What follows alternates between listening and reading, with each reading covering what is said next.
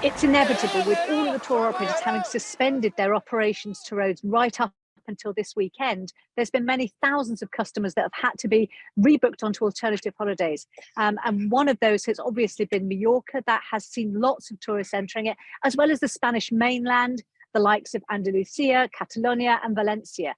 And what we've seen is, the tourism officials in Majorca saying they're not pleased to have accepted these people because they feel a lot of sympathy with Greece and the fact that they're going through such a terrible time at the moment. But they are there willing to hopefully give the holidaymakers the fabulous sunshine that they were looking forward to getting in Rhodes. Tour operators who have suspended their programs to Rhodes, they're having to now go to each individual customer and say, right, would you like a refund or would you like us to rebook you onto a different holiday?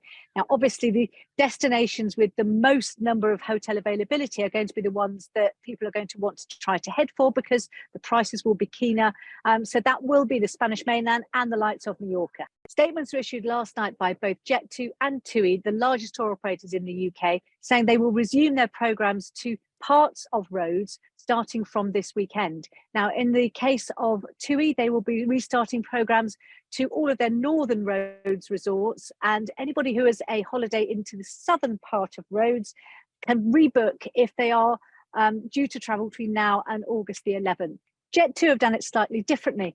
From Monday, anyone who's booking to go to the resorts anywhere in the islands of Rhodes, apart from 3 of the impacted villages or resort areas, can take a flight as normal. Those holidays are back on again. However, for tourists who had hotels and holidays booked to the resorts of Janadi, KIOTARI and Lahania, they will not be able to go on those holidays and they have been cancelled up to August the 13th. Now, this is because obviously hotels in those areas have been seriously impacted by the wildfires, and Jet2 has taken the opportunity to make sure that they've cancelled these people's holidays quite a fair bit in advance. So they're offering the chance to rebook onto a different holiday somewhere else. They won't miss out.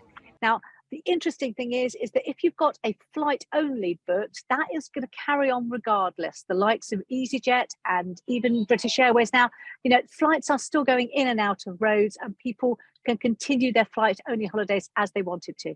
While the wildfires in Rhodes are finally coming under controls, we are still seeing breaks of wildfires across 10 European countries, firefighters fighting fires across Italy, France, Croatia, Gran Canaria, Turkey and others. We've also seen in North Africa the likes of Algiers and Tunisia. Now, we get wildfires every summer, but I think just the sheer number that we've had over the last few days is what's so disturbing. In Greece yesterday, on mainland Greece, around the town of Volos, 2 people died after wildfires really spread quickly there. So the situation still remains quite fluid, and there is still this idea that should the government be doing more in terms of advising against all but essential travel. Perhaps that's not the case. I don't think that needs to be the case. But I think when we see something like the likes of Rhodes again, advising against travel to particular areas of a country, which is perfectly possible, it doesn't have to be the whole country, might have helped some of those people who aren't on package holidays and being looked after by the likes of Jet2, TUI or EasyJet. But independent travellers, once you get that advice against all but essential travel to a certain area, then your rights kick in and you can claim on travel insurance, and airlines have to treat it in a slightly different way.